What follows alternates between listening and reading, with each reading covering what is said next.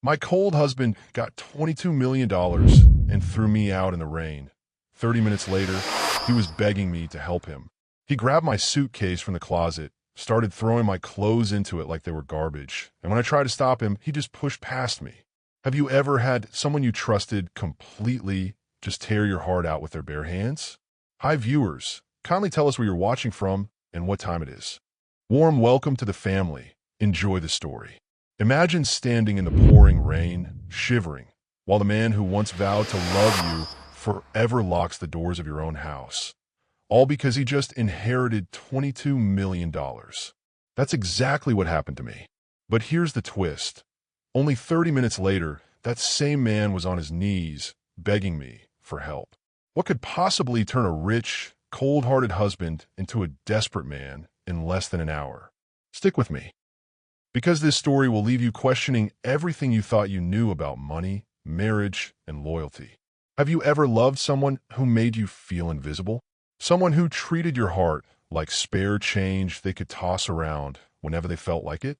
Tell me in the comments if you've ever felt this way, because what I'm about to share with you happened to me just 6 months ago, and it changed everything I believed about the man I married.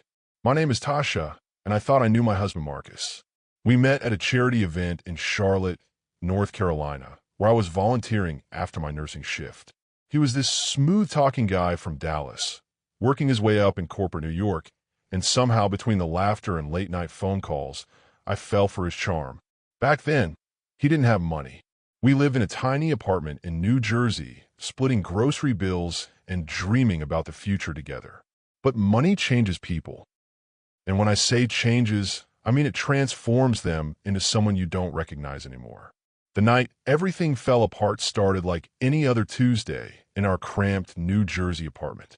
Marcus had been acting strange for weeks, taking mysterious phone calls, staying out late, coming home with expensive clothes I knew we couldn't afford. When I asked about it, he'd brush me off with that cold stare I'd grown to hate. "You wouldn't understand," he'd say, like I was some child who couldn't handle grown-up conversations. "Just focus on your little nursing job and let me handle the real business." That attitude, right there, that's what killed us long before the money ever showed up. The rain started around 7 that evening, just as I was getting home from a double shift at Atlanta General. My feet ached, my scrubs were stained with coffee, and all I wanted was to collapse on our second-hand couch next to the man I still stupidly loved. Instead, I walked into what felt like a war zone. Marcus was pacing our living room like a caged animal, his phone pressed to his ear, talking numbers that made my head spin.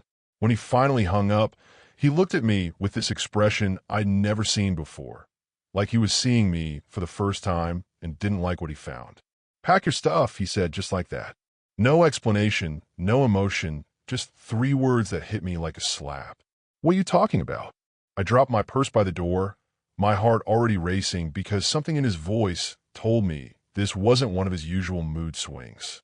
He pulled out his phone, showing me a bank statement that made my knees weak. $22 million. Right there on the screen, in our joint account, like some kind of impossible dream. "My uncle died," he said, but there wasn't a trace of sadness in his voice.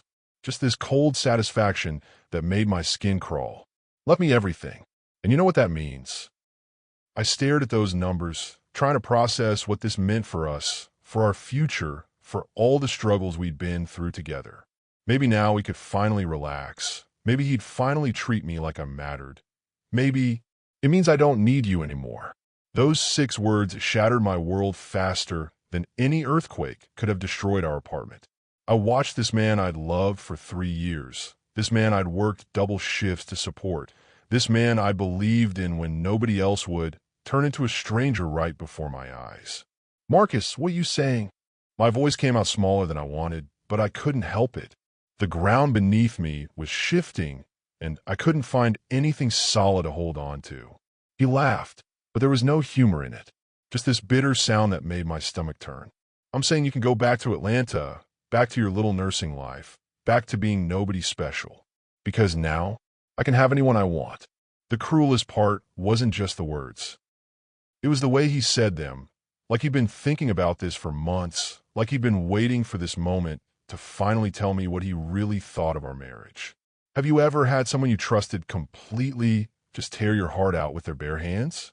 Drop a heart in the comments if you know what that feels like, because what happened next still gives me chills. He grabbed my suitcase from the closet, started throwing my clothes into it like they were garbage, and when I tried to stop him, he just pushed past me like I wasn't even there. The rain was coming down harder now, drumming against our windows like bullets, and I knew, somehow, I just knew that my life was about to change forever. The richest man in the room was about to become the poorest. He just didn't know it yet. Before I tell you what he begged me for, I want you to understand something about Marcus that I should have seen years ago. Money didn't change him. It just revealed who he'd always been underneath all those sweet words and promises. Standing in our living room, watching him pack my life into garbage bags like I was some tenant he was evicting, I finally saw the real Marcus. The one who'd grown up in Dallas watching his construction worker father scrape by, promising himself he'd never be that vulnerable again. The one who moved to New York with nothing but ambition and a heart made of ice. "You should be grateful," he said, not even looking at me as he threw my nursing textbooks into a box. I could have just disappeared. Could have moved to Miami, started fresh, never looked back. But I'm giving you a chance to leave with some dignity. Dignity? This man was talking about dignity while treating me like yesterday's newspaper. I stood there in my coffee-stained scrubs, watching 3 years of marriage get stuffed into luggage, and something inside me just broke. Not the crying kind of broken, the angry kind. The kind that makes you realize you've been accepting crumbs when you deserve the whole meal. "So this is it?" I asked, my voice steadier than I felt. 3 years of marriage, and you're throwing me out because you finally have money to trade up? He stopped packing and looked at me, then really looked at me, and I saw something in his eyes that made my blood run cold. Not love, not regret, not even basic human decency. Just this calculating stare, like he was doing math in his head, and I didn't add up to anything valuable. "Tasha, let's be honest here. What did you really bring to this marriage? You work at a hospital making what, $40,000 a year? You drive a car that's older than some of my coworkers. You buy clothes from discount stores and clip coupons like we're living in poverty." Each word hit like a physical blow, but I forced myself to keep listening to really hear what this man I'd loved thought of me. "I've got $22 million now. You know what that opens up for me? Private clubs, exclusive events, women who understand what success looks like. Real women, not some small-town nurse who thinks Olive Garden is fine dining." The rain outside got louder, matching the storm building in my chest. This wasn't just rejection. This was character assassination from someone who knew exactly where to aim to cause maximum damage. But here's what Marcus didn't understand about nurses. We see people at their worst, their most vulnerable, their most broken. We learn to spot weakness and fear even when it's dressed up in expensive suits and cruel words. And right then, looking at my husband clutch that phone like a lifeline, I saw something he was trying desperately to hide. He was scared. Not of me, not of losing me. He'd already made it clear I meant nothing. He was scared of something else, something that made his hands shake just slightly as he scrolled through his contacts. Something that made him check his phone every 30 seconds like he was waiting for news that might destroy him. "What aren't you telling me, Marcus?" I asked quietly. The question caught him off guard.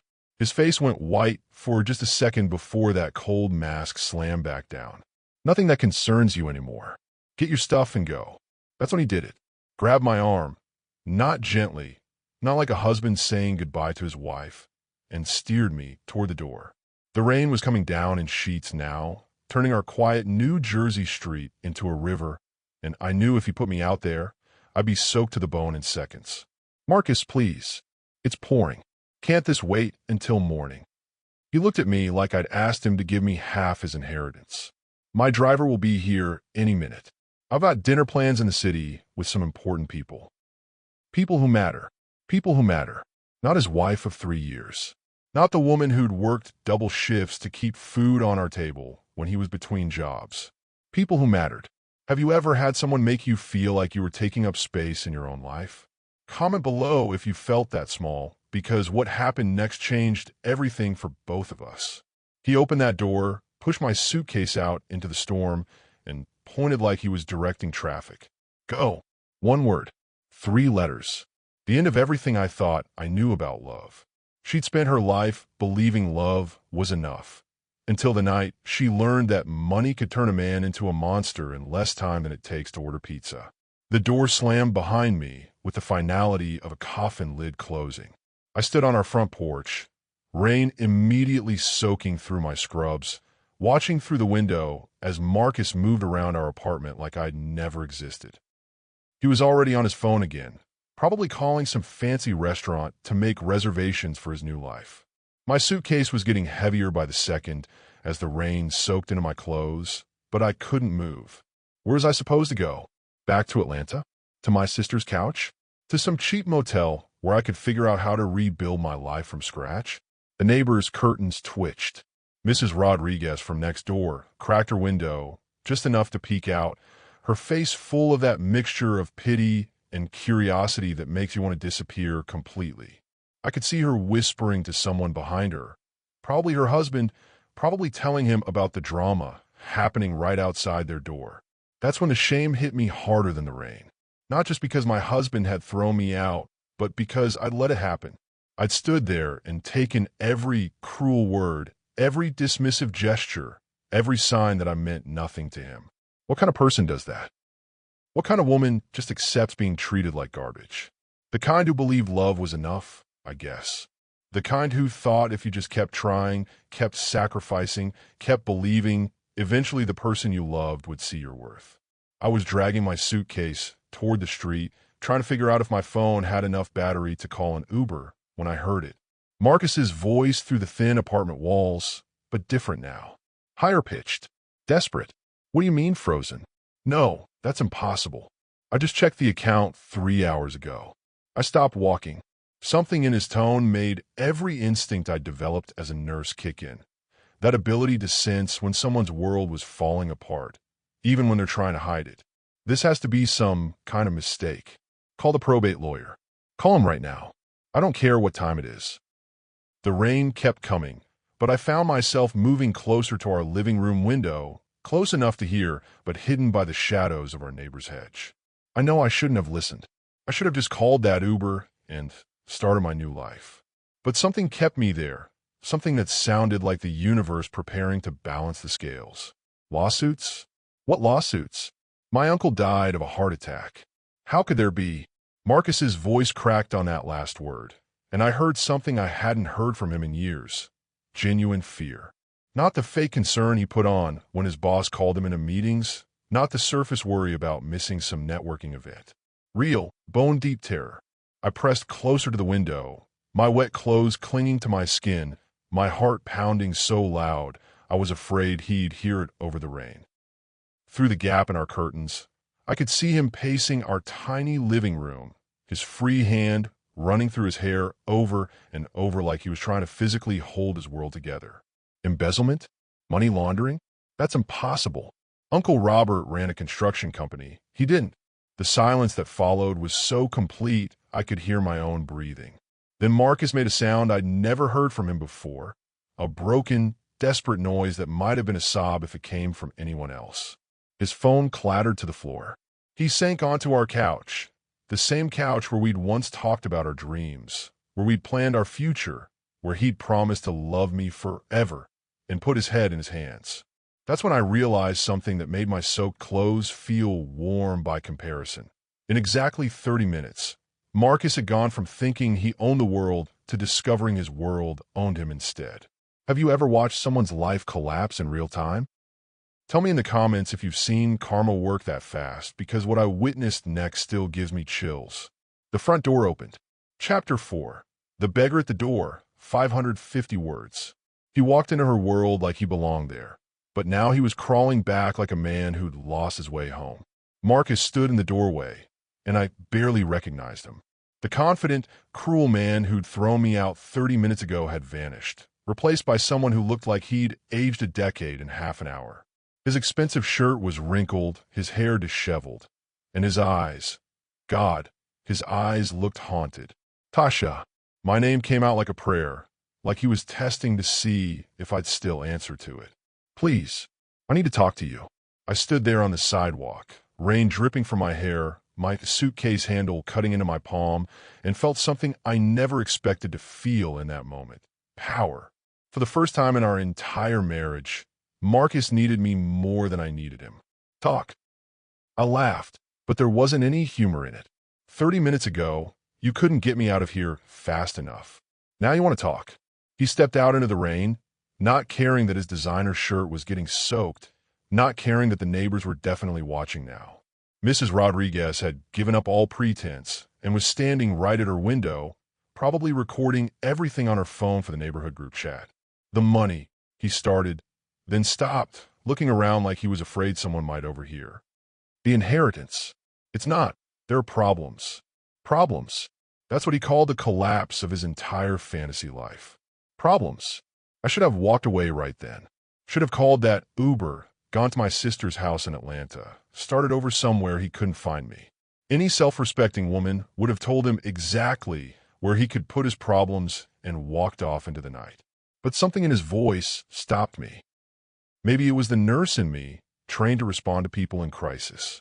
Maybe it was the part of me that still remembered loving this man before money turned him into a stranger. Or maybe I just wanted to hear him admit that he'd been wrong about everything. What kind of problems? I asked, my voice careful and neutral, the same tone I used with difficult patients in the emergency room. Marcus glanced around again, then stepped closer to me, close enough that I could see the fear in his eyes, close enough to smell his expensive cologne mixing with the scent of rain and panic sweat. The money's tied up in lawsuits. Uncle Robert, he wasn't just running a construction company. There were other businesses, partnerships I didn't know about. Money that might not have been legally his to begin with. I felt a cold satisfaction settle in my chest, like ice water replacing the fire of my earlier anger. So you're broke again. Worse than broke. His voice dropped to barely above a whisper. There are people involved, Tasha. Serious people who want their money back. People who don't care that I didn't know about Uncle Robert's business dealings. The rain was coming down harder now, turning the street into a small river, but neither of us moved. We stood there like two statues, locked in this moment that would define everything that came next. Why are you telling me this? I asked. Marcus looked at me, then really looked at me, and I saw something in his expression that I've been waiting 3 years to see. Respect. Because you're the only person I trust. Those 7 words hung between us in the rain, heavy with possibility and regret.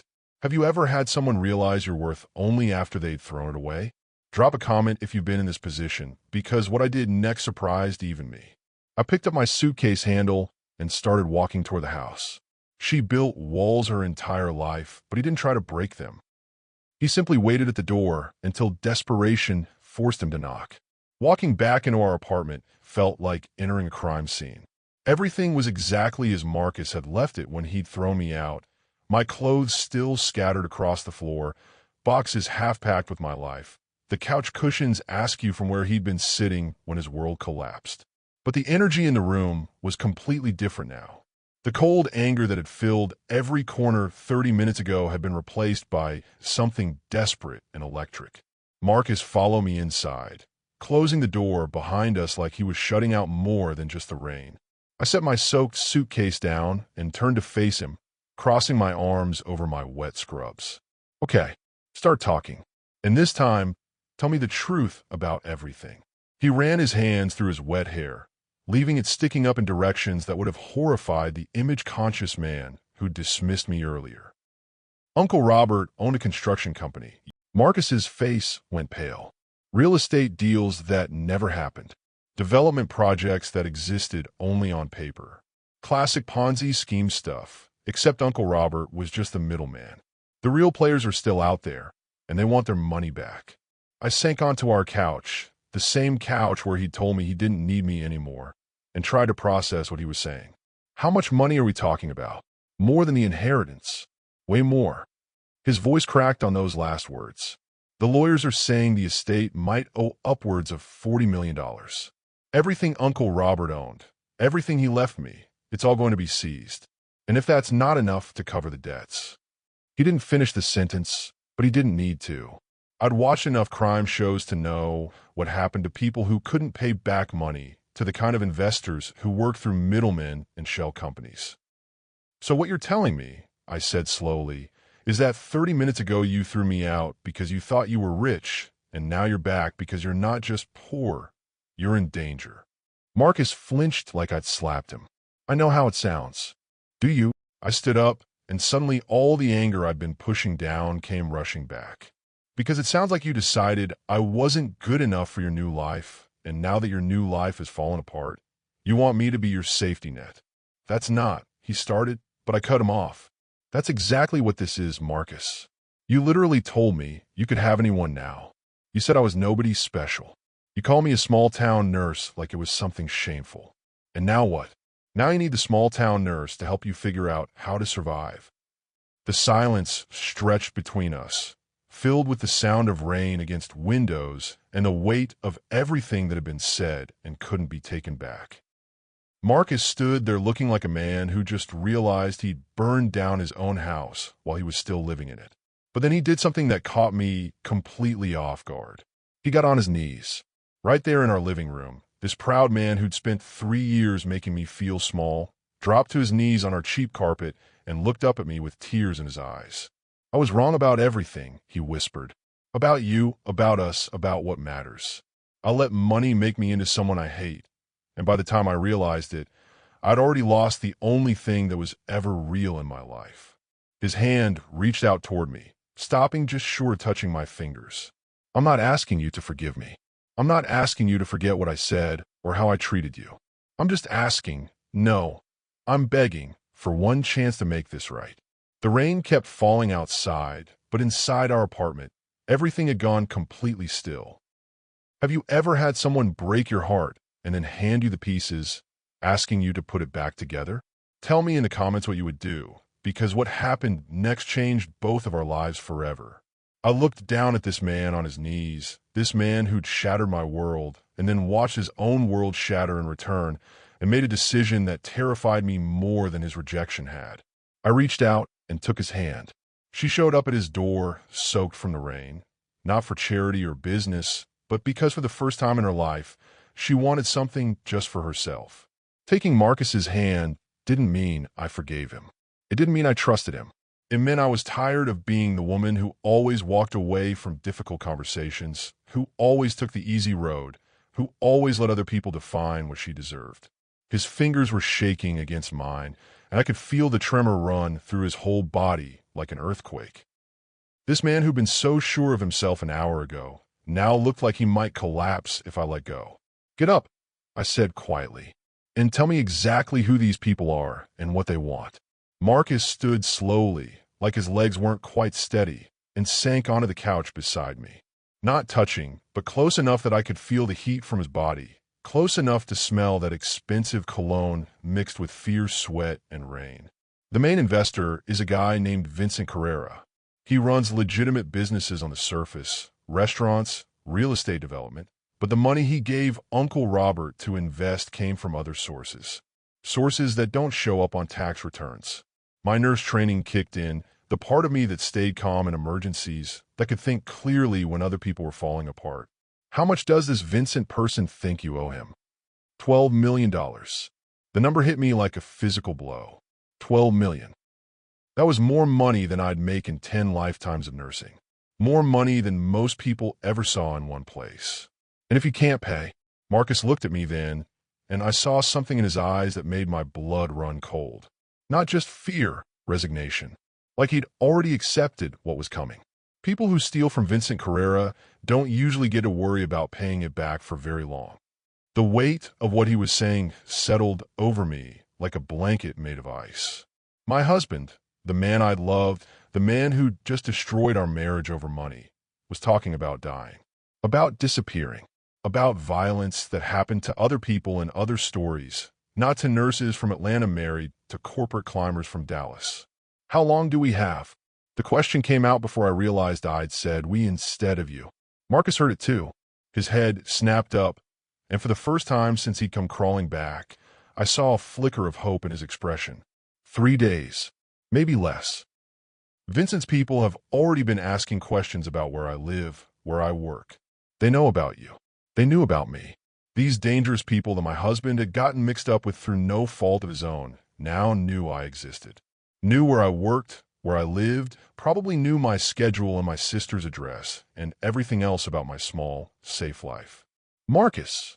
I turned to face him fully, our knees touching now, close enough to see the flecks of gold in his brown eyes. I need you to understand something. If I help you with this, if we figure out some way to fix this mess, it doesn't mean we go back to the way things were. It doesn't mean I forget what you said to me tonight. He nodded, his jaw tight. I know. I'm not your backup plan. I'm not your consolation prize. I'm not the woman you settle for, because the women you actually want are too expensive now. I know, he repeated, but his voice was softer now, like he was really hearing me for the first time in years. I reached up and touched his face, my fingers tracing the line of his jaw, and felt him lean into the contact like a man dying of thirst finally finding water. But I'm also not the woman who walks away when someone needs help, even when that someone is you. The kiss happened so fast, I'm not sure who started it. One moment we were talking, the next his mouth was on mine, desperate and hungry and full of 3 years of things we'd never said to each other.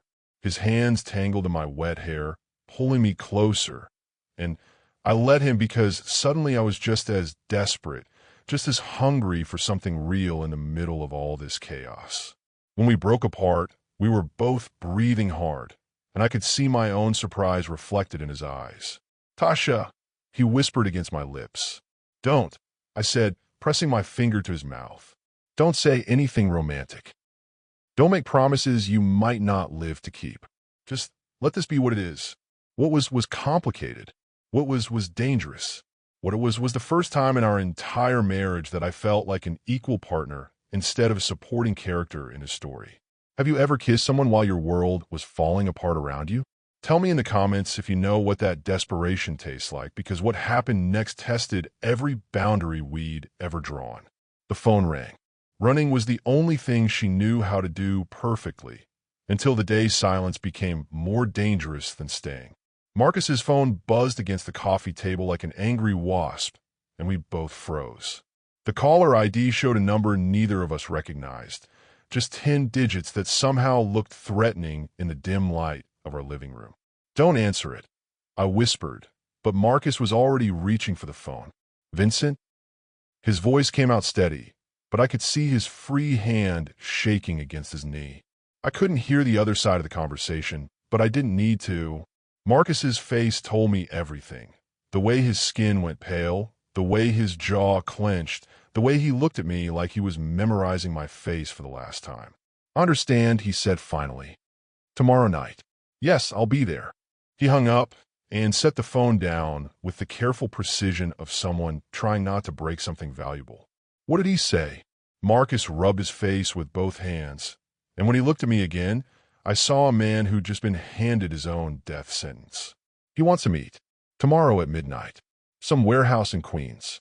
He says I can bring the money, or I can bring my wife. His choice which one goes home. The words hit me like ice water. He threatened me. He didn't threaten. He made a promise. Marcus's voice was flat, empty, like all the emotion had been drained out of him. Vincent doesn't make empty threats, Tasha. If I show up tomorrow without his money, he'll hurt you to make a point. And then he'll kill us both anyway. I stood up and walked to our window, looking out at the rain-soaked street where normal people were living normal lives, where the biggest worry was whether they'd remember to set their alarm clocks or pay their electric bills. 24 hours ago, that was my life too. How do we get $12 million in one day? I asked, though we both knew the answer was that we didn't. We don't. Marcus came up behind me, close enough that I could feel his breath on my neck, close enough that his presence made me feel both safer and more terrified at the same time. We run. I turn around to face him, and the space between us suddenly felt charged with electricity. Run where? He already knows about me, about my work, probably about my family. How far will we have to go? Far enough that Vincent Carrera can't find us. Different state, different names, different lives. The idea hung between us like a challenge. Give up everything we'd built, my job, my friends, my sister in Atlanta, his career in New York, to become strangers to ourselves and each other. You're talking about witness protection without the witnesses, I said. Marcus nodded. It's the only way. I looked at this man who'd been my husband for 3 years, who'd thrown me out in the rain 2 hours ago, who was now asking me to disappear with him into a life where we'd have nothing but each other. The same man who'd told me I wasn't good enough for his new world was now asking me to create a completely different world with him. The smart thing would be to say no, to call the police, to call my sister, to get as far away from Marcus and his problems as possible, to let him face the consequences of his uncle's choices alone. But as I stood there looking at him, I realized something that scared me more than Vincent Carrera's threats. I didn't want to be smart anymore. I was tired of being the woman who always chose safety over possibility, who always picked the reasonable option instead of the one that made her heart race. If we do this, I said slowly, if we run, it has to be as equals. No more lies, no more secrets, no more treating me like I'm something you can throw away when something better comes along. Marcus stepped closer, his hands coming up to frame my face. Equal partners, I swear. His thumb traced across my lower lip, and I felt that familiar spark between us, the one that had been buried under 3 years of resentment and neglect, but had never quite died. Where would we go? I whispered. Somewhere warm. Somewhere we can start over. The kiss this time was different from the desperate one earlier. This one was a decision, a choice we were making together about who we wanted to become. Have you ever had to choose between the life you knew and the person you loved? Comment below if you've ever stood at that crossroads, because what we decided next put us on a path neither of us could have imagined. When we pulled apart, Marcus's eyes were dark with something that wasn't just fear anymore. Pack light, he said. We leave tonight. Some conversations change your life not because of what's said, but because for the first time, you stop hiding from the truth.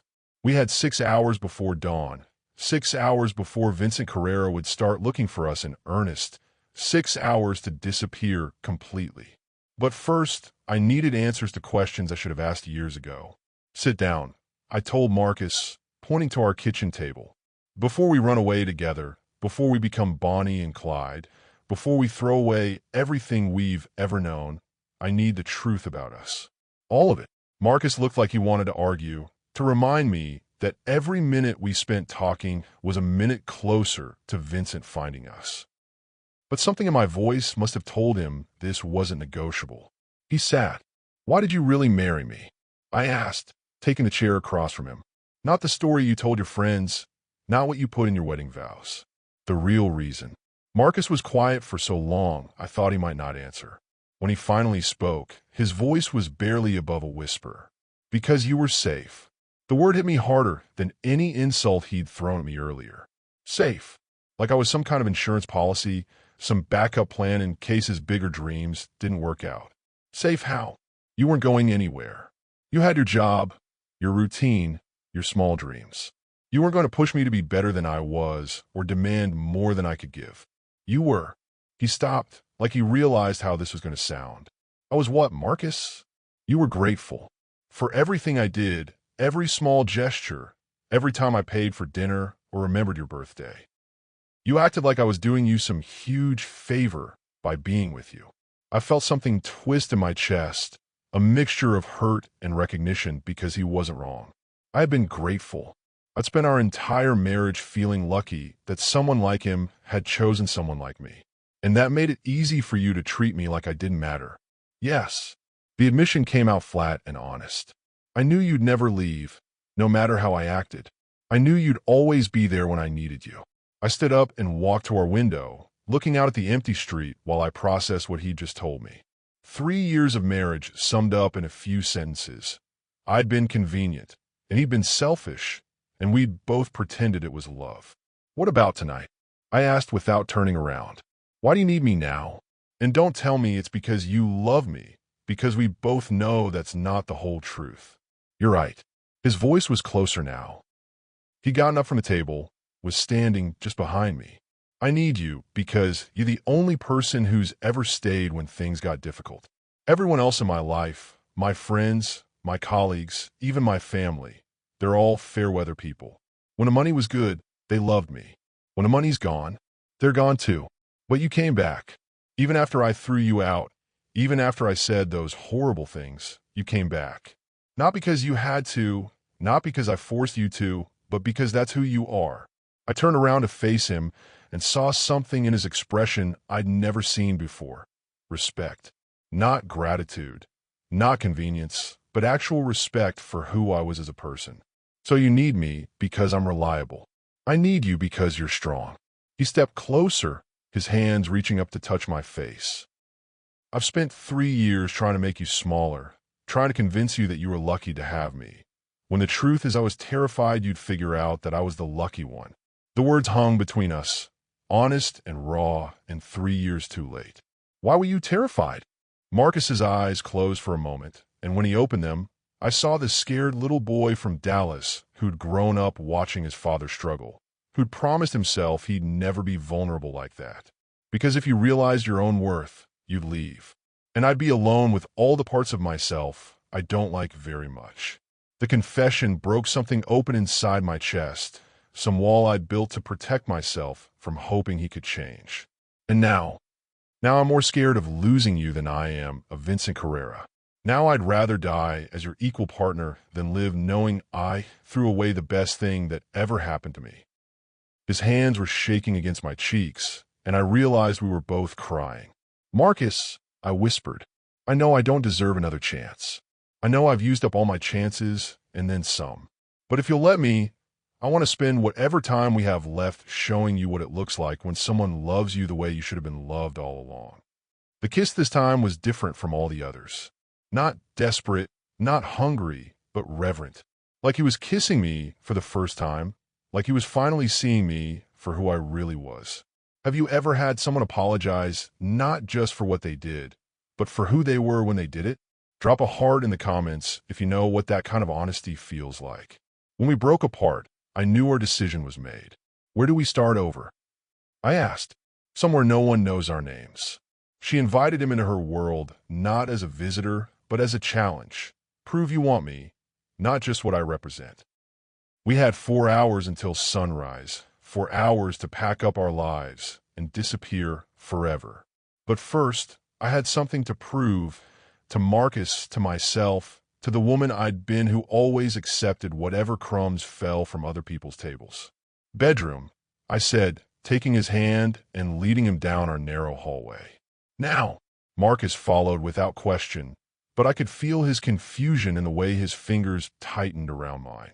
We just made the decision to run away together, to become fugitives, to trust each other with our lives. Most people would be throwing clothes into suitcases, emptying bank accounts, making plans. Instead, I was leading my husband to our bed for reasons I wasn't entirely sure I could explain. Our bedroom looked different in the dim light filtering through the rain-streaked windows. The same cheap furniture, the same discount store bedding, the same cramped space we'd shared for 3 years. But the energy felt completely changed, like we'd crossed some invisible line between who we used to be and who we were becoming. Tasha, Marcus said softly, we should pack. We should. I turned around and pressed my finger to his lips, cutting off whatever reasonable, practical thing he was about to say. For 3 years, I said, my voice steadier than I felt. I let you make all the decisions. About where we lived, how we spent our money, what our future looked like, even how we made love. Always your way, your timing, your needs first. Marcus's eyes went wide as he realized what I was saying. But if we're going to start over, if we're going to be equal partners, then things change starting right now. I reached up and began unbuttoning his shirt, my fingers working slowly, deliberately. Tonight, we do things my way. His breath caught as my hands pushed his shirt off his shoulders, as my palms flattened against his chest. I could feel his heartbeat racing under my touch, could see the questions and desire warring in his expression. Are you sure about this? He asked, his voice rough. Right now, with everything that's happening. I'm sure about this because of everything that's happening. I stepped closer, close enough that there was no space between us, close enough to feel the heat radiating from his skin. We might not have tomorrow, Marcus. We might not even have next week. So tonight, I want something that's mine. Something I choose. The words seemed to flip a switch in him. His hands came up to cup my face, his thumbs tracing along my cheekbones. And for the first time since I'd known him, I felt like he was really seeing me. "What do you want?" he whispered. Instead of answering with words, I pushed him backward until his legs hit the edge of our bed. He sat down hard, looking up at me with an expression that was part surprise, part desire, all attention focused on me in a way that made my skin feel electric. "I want you to stop thinking," I said, moving to stand between his knees. "Stop calculating, stop planning, stop trying to control what happens next. Just let me." My hands went to the hem of my scrub's top, pulling it over my head in one smooth motion. Marcus's eyes went dark, his hands reaching for me, but I stepped just out of reach. "My way, remember?" He nodded, his jaw tight with the effort of holding himself still, of letting me set the pace for once in our relationship. I never realized how powerful it could feel to be wanted like this, to have someone's complete attention and desire focused on me without having to ask for it or earn it or prove I deserved it. This was what it felt like to be chosen, not settled for. When I finally moved close enough for him to touch me, when his hands finally made contact with my skin, it felt like coming alive. Not the desperate, hungry touch from earlier, but something reverent and careful and completely focused on me. "Tasha," he breathed against my neck as I settled onto his lap, my legs straddling his thighs. "God, you're so beautiful. Beautiful. Not convenient, not grateful, not safe. Beautiful." I tilted his chin up so he had to look at me, really look at me, as we moved together in the dim light of our bedroom. "Say my name again," I whispered. "Tasha." His hands tightened on my hips, his eyes locked on mine. "Tasha, I love you." The words should have felt like victory, like something I've been waiting 3 years to hear, said with real meaning behind it. Instead, they felt like the beginning of something entirely new. "Show me," I said. "Have you ever taken control of your own story? Have you ever stopped being grateful for scraps and started demanding the whole meal? Tell me in the comments what that moment felt like for you. Because what happened next changed everything about who we were to each other. People say love bridges different worlds, but nobody tells you how terrifying it is to stand in the middle, wondering if the bridge will hold. We never did pack those suitcases. By the time the sun started rising through our bedroom windows, Marcus and I were tangled together in sheets that smelled like rain and second chances, and the idea of running away seemed like something we dreamed instead of planned. "We can't stay here," Marcus said quietly, his fingers tracing patterns on my bare shoulder. "Vincent's people will come looking." But neither of us moved. After 3 years of sharing a bed like roommates, of polite space and careful boundaries and sex that felt more like obligation than desire, we were finally touching each other like we meant it. "I know," I whispered back, but I pressed closer to his warmth anyway. That's when my phone rang. The caller ID showed my supervisor from the hospital, and I realized with a sick feeling that I was supposed to work a double shift today. In all the chaos of Marcus's inheritance and Vincent's threats and our plans to disappear, I'd forgotten about my actual life. "I have to answer this," I said, reaching for the phone. "Tasha?" "Thank God." Linda's voice was strained, exhausted. "I know it's your day off, but we've got 3 nurses out sick and 2 major accidents came in overnight. Any chance you could come in for a few hours?" I looked at Marcus, who was listening to every word with the intensity of someone whose life might depend on my answer. "We should be running. We should be somewhere in Pennsylvania by now, putting distance between us and Vincent Carrera's deadline. But 30 people in that emergency room needed help, and I'd never been the kind of person who walked away from people who needed help. "I'll be there in an hour," I said. Marcus sat up fast, alarm written all over his face. "Tasha, no, it's not safe. It's not safe for you," I corrected, getting out of bed and reaching for clean scrubs. "Vincent doesn't want me. He wants his money. I'm leverage, not a target. You don't know that." I turned to face him and saw the fear in his eyes wasn't just about Vincent anymore. It was about me making decisions without him, about me having a life and responsibilities that existed outside of our problems. "Marcus, I'm going to work. You're going to stay here and figure out our next move. When I get home tonight, we'll decide together what we're going to do." What if Vincent's people show up at the hospital? The question sent a chill through me, but I forced my voice to stay steady. Then you'd better hope you come up with a really good plan while I'm gone. I kiss him goodbye, a real kiss, the kind that tasted like promises and possibilities, and headed for the door. Tasha, his voice stopped me at the threshold. Be careful. Always am. But walking into Atlanta General that morning felt different than it had every other day for the past 3 years. The familiar smell of disinfectant and coffee, the chaos of the emergency room, the controlled urgency of people trained to save lives. It all felt like coming home to myself. You look different, Linda said when she saw me. Good different. Like you slept well for once. I'd slept well. For the first time in months, I'd slept next to someone who wanted me there. Someone who'd chosen me not because I was convenient, but because I was necessary. The morning flew by in the usual blur of patients and paperwork and small crises that felt manageable compared to having dangerous strangers threaten your life. I was checking on an elderly woman who'd fallen and broken her hip when my phone buzzed with a text from Marcus. Found a solution. Trust me. 3 words that should have made me feel better, but instead sent ice through my veins.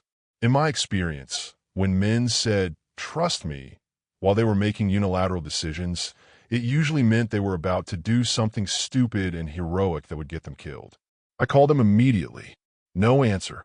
I called again. Straight to voicemail. That's when I knew Marcus had done exactly what I was afraid he'd do. He decided to solve our problems by himself, without consulting me, without considering that maybe his equal partner might have some ideas about how to handle a situation that threatened both of our lives. Have you ever had someone you love make a decision that could destroy everything you've just built together? Tell me in the comments if you felt that heart-stopping moment of realizing the person you trust most just broke that trust. I was already running for my car when my phone rang again. This time, it wasn't Marcus calling. It was Vincent Carrera. She grew up believing survival was the best she could hope for, until the day someone handed her the power to change the system that nearly broke her. Mrs. Thompson. Vincent's voice was smooth, cultured, nothing like the monster I'd imagined. I believe your husband has something that belongs to me. My hand was shaking so hard I could barely hold the phone. I was standing in a hospital parking lot, surrounded by normal people going about their normal lives, talking to a man who could end mine with a phone call. I don't know where he is, I said, which was the truth. But you know what he's planning. Not a question, a statement. The line went quiet except for the sound of my own heartbeat thundering in my ears. How could Vincent possibly know about Marcus's solution when I didn't even know what it was? Mr. Carrera, I'm just a nurse. I don't know anything about business deals or investments or... You're married to a man who owes me $12 million. That makes you very much my business. His voice stayed pleasant, conversational, like we were discussing the weather. Your husband seems to think he can solve our problem without involving you. Noble but foolish. A chill ran down my spine. What do you mean? He's offered to meet me tonight. Alone. Says he has a proposal that will satisfy our debt without requiring the full payment. My blood went cold. Marcus was planning to sacrifice himself, to trade his life for mine, and he hadn't even had the decency to discuss it with his supposed equal partner. Where? I asked. Vincent chuckled, a sound that made my skin crawl. Now that's interesting. Most wives would ask what he's planning. You want to know where? Because I'm going to stop him from doing something stupid. Smart woman. I can see why he married you. Vincent's tone shifted, became almost respectful. The warehouse on Pier 47 in Queens. Midnight. And Mrs. Thompson, if you're planning to involve the police, don't. Your husband's uncle wasn't just moving my money. He was washing it. Those records could put a lot of people in prison, including some very inconvenient government officials. The line went dead. I stood there in a hospital parking lot, phone in my hand, watching normal people walk to their cars and drive home to their safe lives, and realized that everything Marcus and I had talked about last night, the honesty, the equal partnership, the fresh start, had been a lie. He was still trying to protect me by making decisions without me, still treating me like someone who needed to be shielded from the hard truths, still acting like my opinion didn't matter when it came to life and death choices. The old Tasha would have gone home and waited, would have trusted Marcus to handle it, would have believed that his sacrifice was romantic instead of insulting. But the woman who'd taken control in our bedroom last night, who demanded to be seen and heard and respected, wasn't going to sit in our apartment while the man she loved walked into a death trap. I call my sister in Atlanta. Emma, I need you to do something for me. And I need you not to ask questions. Tasha, what's wrong? You sound. Promise me first. My sister was quiet for a long moment. Then, I promise. If something happens to me, if you don't hear from me by tomorrow morning, there's a key taped under the mailbox at my apartment. Inside, you'll find letters I wrote explaining everything. Take them to the FBI. Tasha, I love you, Emma. Tell Mom I love her too. I hung up before she could respond, before I could lose my nerve, before the smart part of my brain could talk me out of what I was about to do. Vincent Carrera wanted to meet Marcus alone? Fine, but he was going to meet both of us. Have you ever had to choose between letting someone you love die for you or fighting to save them? Comment below if you've ever had to be braver than you thought possible. Because what I did next could have gotten us both killed, but it was the first time in our marriage that I refused to let Marcus face our problems alone. I drove to Queens.